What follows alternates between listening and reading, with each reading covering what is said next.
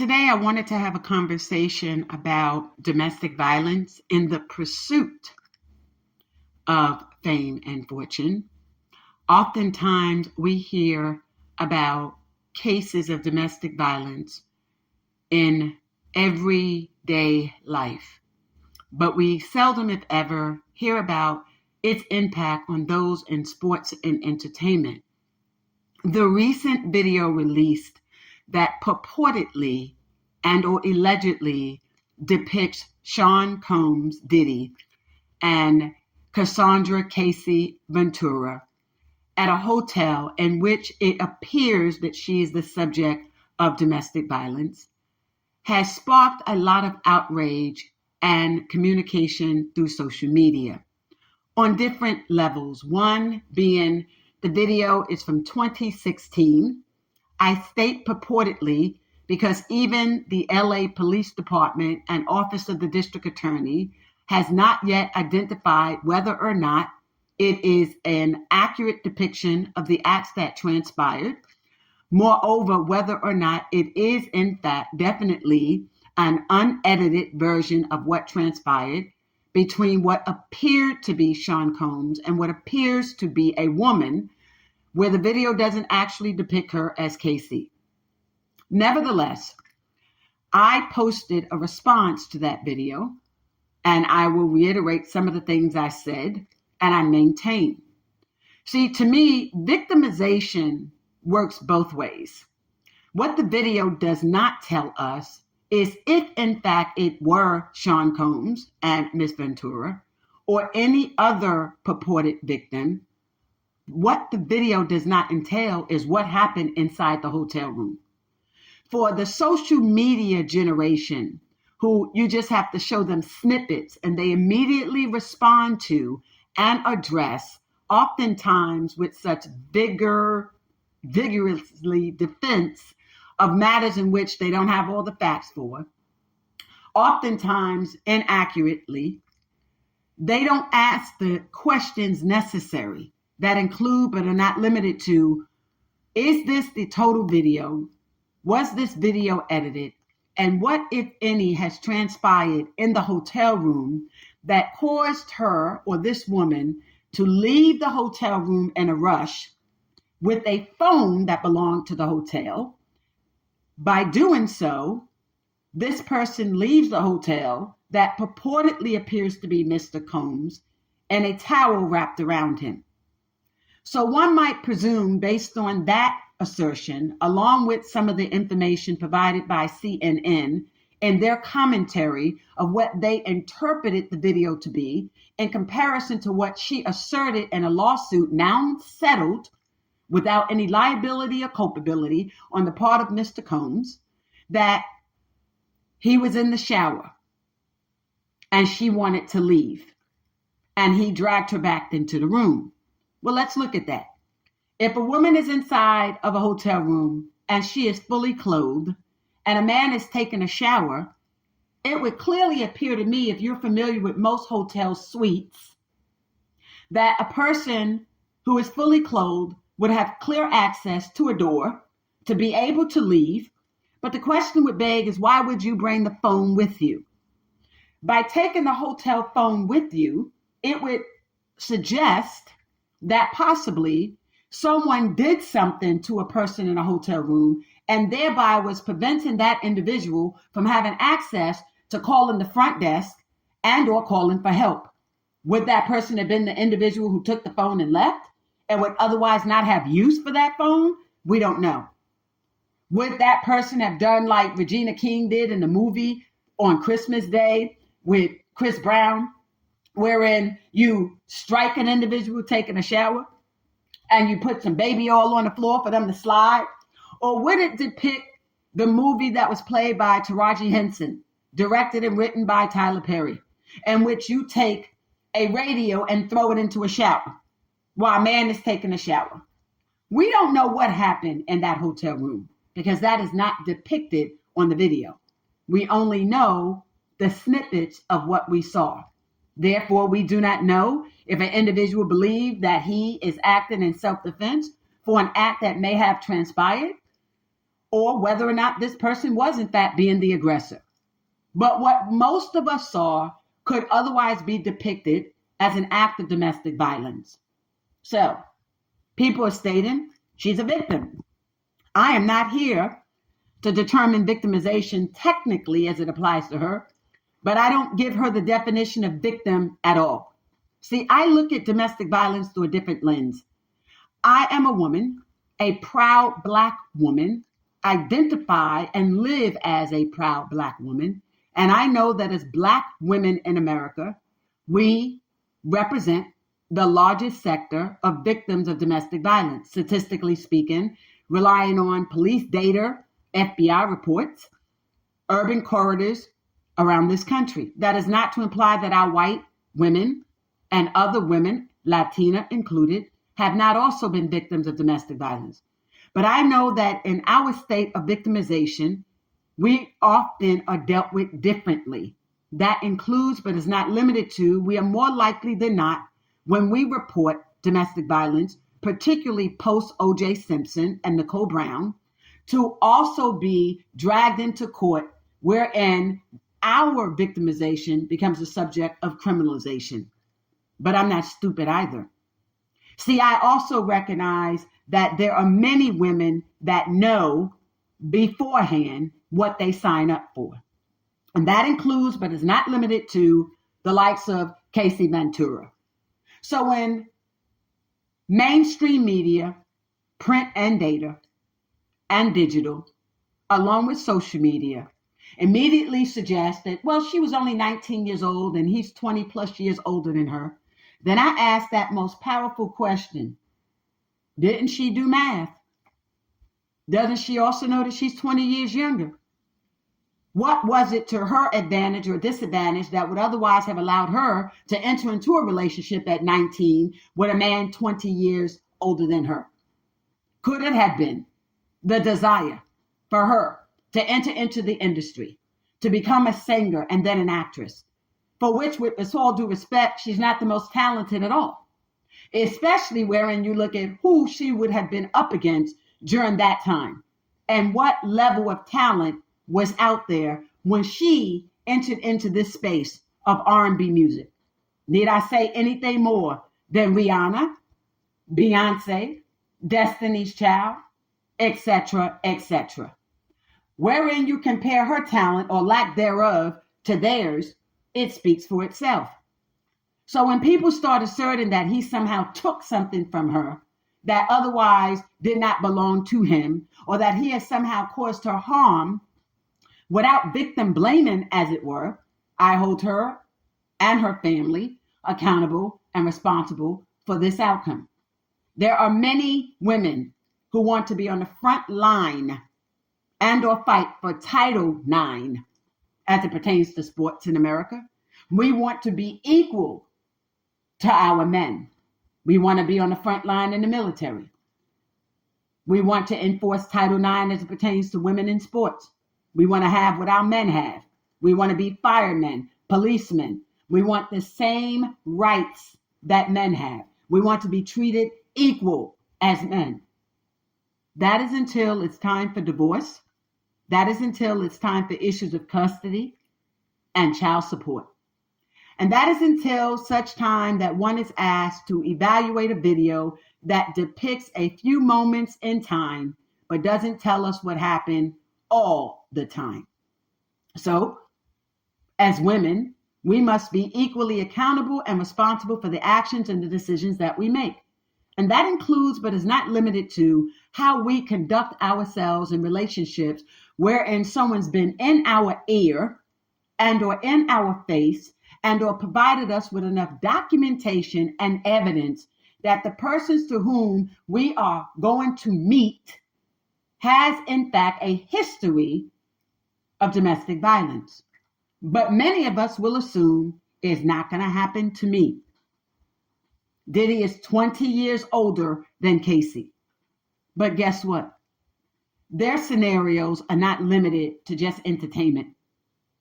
You have a lot of women in sports, girlfriends, sides, and or wives who want that lifestyle. I did a show on Shawnee O'Neal Henderson's assertion that she loved the lifestyle, but was not in love with Shaquille O'Neal. And that becomes the topic of discussion for today: domestic violence in the pursuit of fame and fortune. What are we as women willing to subject ourselves to in the pursuit of fame and fortune? Are we willing and become knowing participants of engaging in or subjecting ourselves to domestic violence in the pursuit of fame and fortune?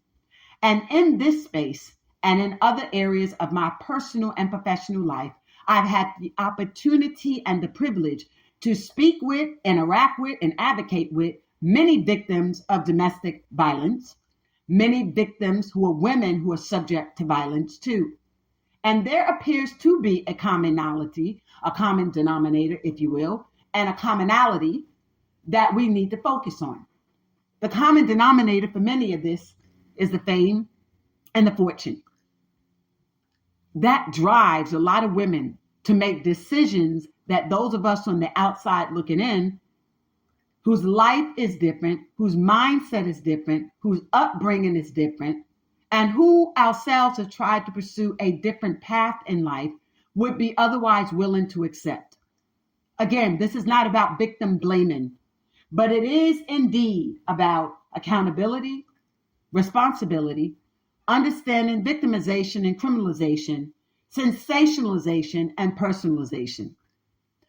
Every individual woman knows what she will tolerate for the sake of her lifestyle that she wants to live. A woman responded to one of my posts on Twitter, wherein I made a similar statement, which I'm bringing herein, and that is, I don't consider Casey Ventura a victim. I don't. Not the victim in the sense that you all want to allege. I consider her, like many of us, myself included, if that were to apply to me, to be a victim of our own circumstances. Wherein as women, we are arguing for equity and equality in every single thing. But then you want us to remember our gender, ladies and gentlemen, when it comes down to situations like this, wherein we want to now perceive and be perceived as the weaker vessel, no longer applying equity and equality, no longer suggesting we can do what men do. But you say, well, that's different because men are stronger than us. But that's not what we say when we want to be in the police department and the firemen. That's not what we say when we want to go into the military. That's not what we say when we want to participate in otherwise sports that would deem men-only sports. That's not what we say when we're asked to even participate on a team that includes all boys or all men, right? We say we can do what they can do. We have girls out here now playing football with boys in local high schools, be it wide receiver, punt, and or QB. And they're doing it successfully, even where guys run the blitz on them. We have girls that want to participate and compete with men in basketball. We even saw it with the 3-on-3 with Stephon Curry and Sabrina I. But wherein it comes time for us to evaluate how we deal with being subject to domestic violence, we are quick to throw out the gender, but we are the weaker gender. No, we're not. No, we're not. We cannot use gender as a platform to advance ourselves politically, economically, and socially, and then turn around and at the same time argue that we are the weaker vessel when it comes to dealing with issues like child support, who should raise a child, and or issues of domestic violence. Where is our accountability and responsibility with what we are willing to endure for the sake of our pursuit of fame and fortune? So someone wrote back to me, and I quote, "You stupid. You don't know what it's like to be beat." Quote unquote. You are stupid. You don't know what it's like to be beat. So I responded to Twitter with laughing emojis. And I said, so I'm stupid because I refuse to let a man beat my ass. And then I, you know what, with him after that. And I continue a relationship with him. So I'm the stupid one. Not the one that's subjecting herself to being beat for fame and fortune and clout and the bag, but the one who chooses not to subject herself to that, she's stupid. So wherein I look to those individuals who tweeted me those posts, I know what they're dealing with. I know what I don't have to endure. So I'm not about to let anyone make me think, because of my stance regarding issues pertaining to domestic violence, that somehow I'm wrong. See, this is 2024. And the resources that are available to women in this country, in this space, unlike any other place in the world outside of Great Britain, is astronomical. From the National Domestic Violence Hotline toll-free number, which is available for you all to use, to domesticviolence.org, to local church organizations, faith-based initiatives, after-school programs that educate the most vulnerable population right now, which are teenage girls who are subject to domestic violence, to those who are victims of domestic violence by way of sex trafficking, which I'll do as another show at another time, to where we are now. There is no other place on the planet outside of Great Britain and Sweden that offers up as much information to protect women from being victims of domestic violence. Will you use it? Many of you don't want to. There are many of you that need to own that you are more of the problem, therefore there cannot be a solution. Because you are more of a problem, you cannot be part of the solution. You don't want to be. Because many of you will say to me, as I have heard over and over again, you know what? When it's good, it's good. But when it's bad, it's bad. So what does that mean when it's good, it's good? When it's good, it means he loving on me. We get to go out. We have a good time. He's spending. I get what I want. I go wherever I want to go. I don't want for nothing. But when it's bad, it's bad. So when I hear that, when it's good, it's good, and it's bad, that allows me to know that you have an opportunity to lead if you want to. But you have allowed yourself to become the punching bag, primarily so that you can have the good, the bag. So what does that mean? It means money. It means status. It means fame. It means sharing in his fortune. That doesn't always necessarily equate to dollars and cents. It means letting the world see you at Met Gala and traveling around the world and on private jets and limousines and Bentleys and Lamborghinis and Aston Martins, Rolls Royce. It means having fancy clothing, expensive clothing. It means lights, cameras, and action until there's inaction on your part that subjects you to victimization, as you would like to call it. What does it mean? It means the world sees me as his number one. Well, at the end of the day, most of them are not really loved by these men at all. And they buy into thinking that the victimization is a part of and or a sign of love, because he won't let me go. And there are many women that need psychological testing to be able to come to an understanding of why you believe a man beating on you is a sign of love. And some will say, well, he beat me because he was jealous that another man looked at me. So that means he loved me. Or he beat me because he thought I was going to leave him. So that means he loved me. Okay? Accountability and responsibility. As women, we need to understand what love is. The power of love doesn't mean you empower or overpower a person with love. The power of love is empowering, not overpowering. So you're not supposed to be overpowered with love violently. That's not the power of love. That's not what it means. The power of love is supposed to bring two people together in a friendly, respectable, admirable, understanding relationship. Where do you see physical violence in that, young ladies? Then you look to the background of many victims. And without being stereotypical, we look at statistically, most women that come from strong family ties, where there's a father present and or strong male role models in her life, she's not likely to be the subject of domestic violence. So we look at that. But we also look to how many women who are victims have brothers, male siblings, right? Because wherein generally you have male siblings, especially those older than you, you're not likely to have a dude running up on you like that because your brother going to handle that. So we look at some of these signs that include but are not limited to. Do you have enough information readily available to you to make a decision as to whether or not you can or will be a victim of domestic violence? So for those of you who claim you cannot leave the relationship of an abuser, you don't know what it's like to try to leave an abuser. So I reworded it in my responsive tweet to the next tweet that came to me. I said, it's a lot easier not to become a victim than it may be to get away from victimization. So the ultimate goal, ladies, ought to be for us never to be a victim in the first place. Not try to focus on what to do after he's whooping your tail, but rather, how do I avoid this in the first place? Again, a lot of resources are available.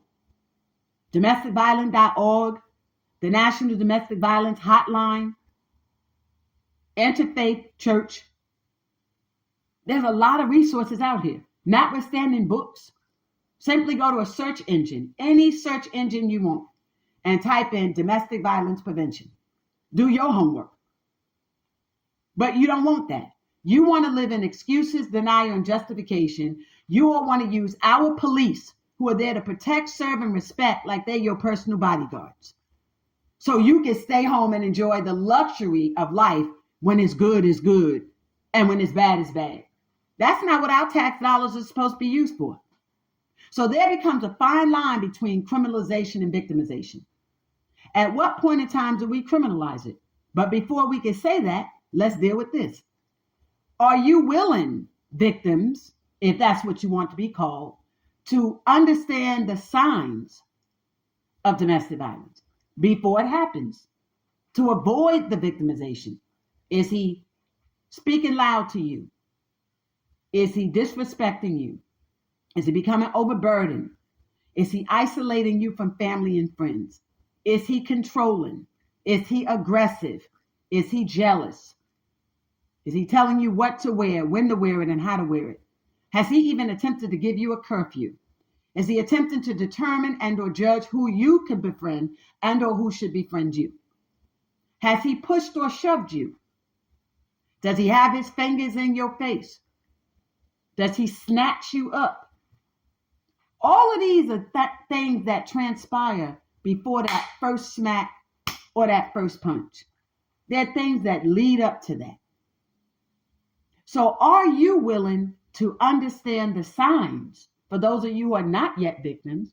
But for those of you who have become victims, I'm going to say this. I'm aware of the statistics that show the number of women that are killed through domestic violence. But I'm equally aware of the success stories of the number of women who have escaped victimization, who have made a decision to leave. And wherein you want to leave, you can.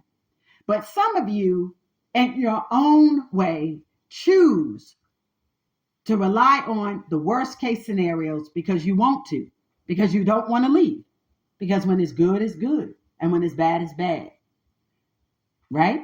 So you choose to be the Timex so you can wear the Rolex. You choose to be the Timex so you can wear the Rolex.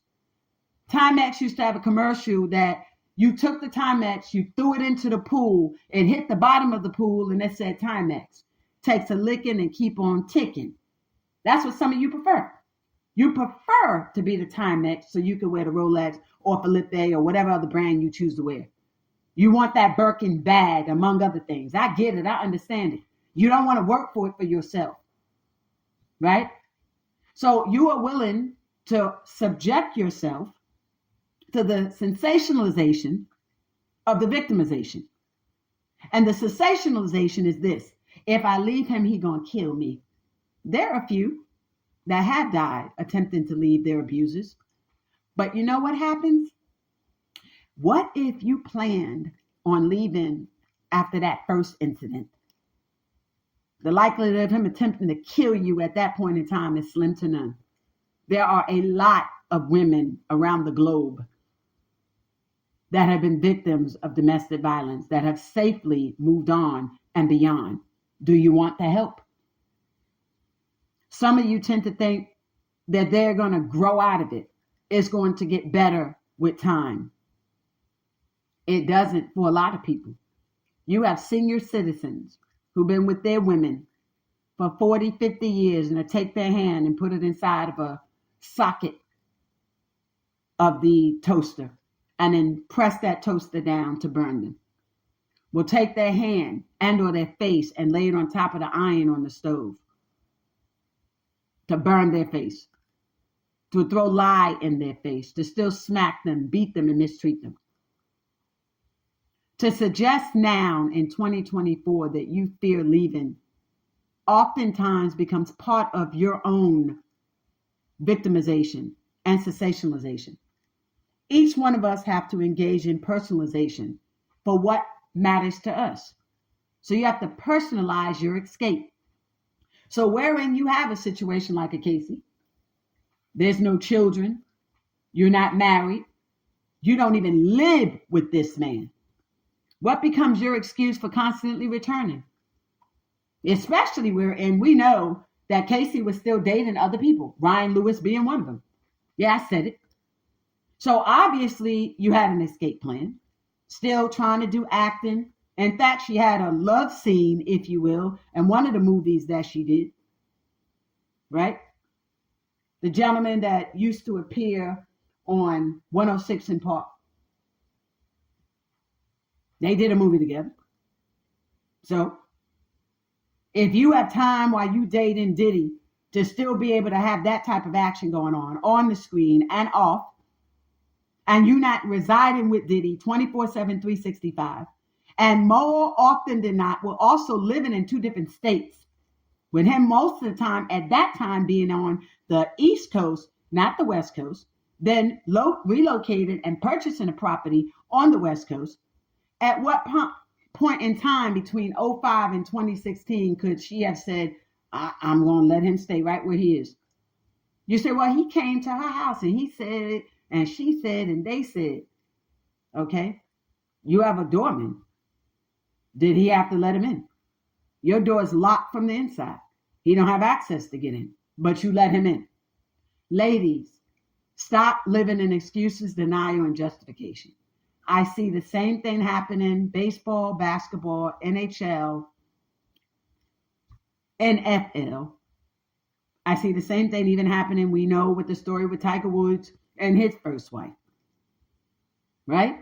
So we know that this is happening in entertainment and in the sports world. We even know it happens in same-sex relationships with two female athletes, basketball players. So this is happening straight across the board. But I still say accountability, responsibility, victimization, criminalization. How are we criminalizing victims too? One of the ways we did it was after the Nicole Brown murder and the allegations that were unproven, unsubstantiated against O.J. Simpson. Police departments across the country said, we're just going to arrest everybody, the man and the woman, and let the DA's office and or judge and jury figure it out. But then we saw a disparity in how that law was being enforced. There was an arbitrary and capricious discriminatory enforcement of those policies and standard operating procedures that adversely impacted Black and Afro-Latino women. White women were always deemed the victim.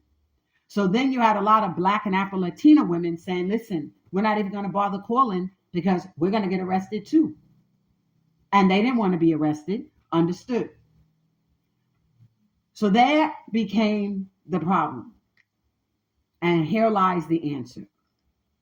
The ultimate goal for everyone should be and must be avoiding victimization altogether.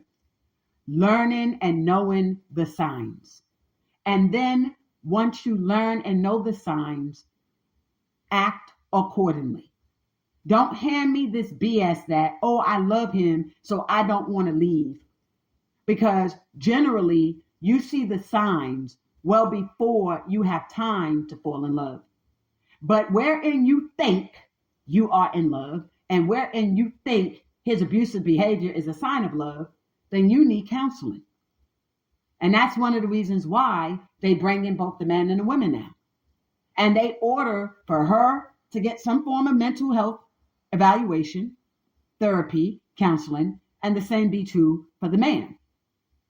But at the end of the day, if all you truly want and how you actually live is in the pursuit of fame and fortune, you will always be the victim of your own circumstances, no one else's. There is help available. Domesticviolence.org. The National Domestic Violence Hotline is available. Interfaith-based church and local organizations. You have to want it. If you don't want it because you want the bag instead, you're going to get what you sign up for. And no, those of us who refuse to be victims of domestic violence, we're not the stupid one. And don't assume that because you think we don't understand what you're going through, that we're the stupid one. The bigger question is, why are you allowing yourself to go through that? So if you're expecting somebody to hold your hand and every woman to accept this theory of victimization, and oh, we're just women, we can't do anything, then we need to shut it down in every other area when we attempt to use gender to make demands for wages,